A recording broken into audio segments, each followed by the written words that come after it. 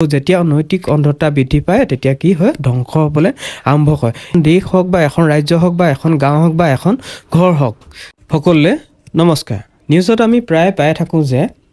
মুখ্যমন্ত্ৰীয়ে ধৃতৰাষ্ট্ৰৰ ভূমিকা গ্ৰহণ কৰিছে বা কেতিয়াবা ব্যক্তি বিশেষৰ পাছত লগোৱা হয় যে তেওঁ ধৃতৰাষ্ট্ৰৰ ভূমিকা গ্ৰহণ কৰিছে বা কেতিয়াবা দেখা পাওঁ যে পুলিচে ধৃতৰাষ্ট্ৰৰ ভূমিকা গ্ৰহণ কৰিছে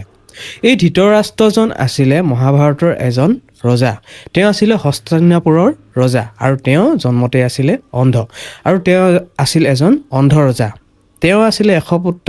তাৰ ভিতৰত তেওঁ আটাইতকৈ ভাল পাইছিলে দুৰ্যোধন এই দুৰ্যোধনেই সেইজন ব্যক্তি যি নেকি পাণ্ডৱৰ লগত মহাভাৰতৰ ৰণ কৰিছিলে মহাভাৰতৰ ৰণ হৈছিলে এই ধৃতৰাষ্ট্ৰৰ বাবে কাৰণ তেওঁ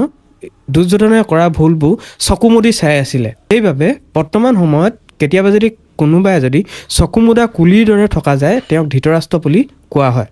আৰু ইয়াতে কোৱা হৈছে যোনটো আমাৰ মৰেল ব্লাইণ্ডনেছ বুলি কোৱা হয় যোনটো নৈতিক অন্ধত্ব যোনটো আমি কওঁ নৈতিক অন্ধত্ব মানে আপুনি চকুৰ আগত বস্তু এটা হৈ আছে কিন্তু আপুনি মাত পতা নাই বা আপুনি দেখিও একো কোৱা নাই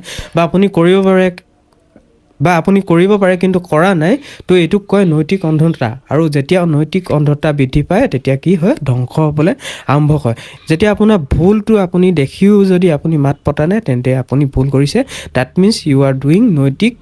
অন্ধতা দ্যাট ইজ মৰেল ব্লাইণ্ডনেছ